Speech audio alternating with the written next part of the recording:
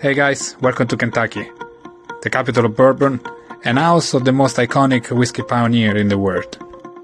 If you're a bean to whiskey like I am, you must have heard of names such as Dant or Beam in the whiskey industry. With an average of 3 sons for each generation, the bean were all over US. In fact, every iconic distilleries back in the day used to have a bean as a head distiller. By working for other distillery, the Beam had their own brand too, Yellowstone, from the 1872 the most popular bourbon in America. Out of 3 bottles of whiskey in the shelf were Yellowstone, which was the official bourbon of the Kentucky main julep. However, during Prohibition in America, only 6 distilleries managed to get the medicinal license. And so, when Guy Bean was forced to flee to Canada, Yellowstone was never the same. Until 2 generations after, Steve Beam decided to bring back the brand as he actually was.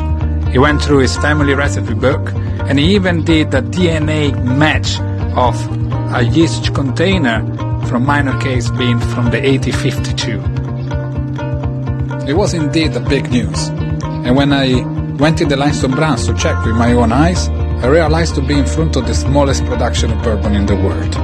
Only 1 barrel a day.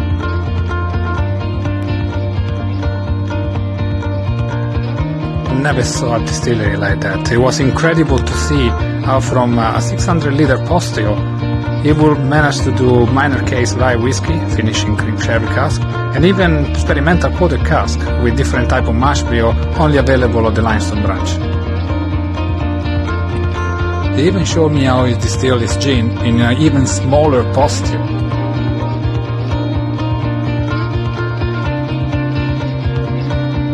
I met some incredible people at the Limestone Branch, including Steve Fante of Bourbon Wikipedia, Ben, Steve Beam assistant and the true god of thunder, and of course Cork, the cat supervisor.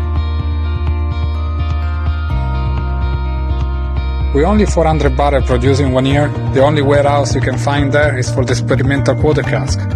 And those tiny little baby barrels so tasty, I couldn't go without taking a cheeky samples.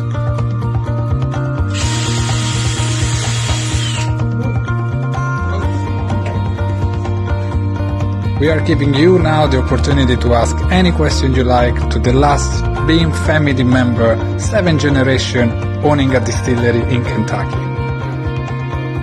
Steve Bean himself will then mention you, answer your question in our next video, the Limestone Branch Distillery Tour.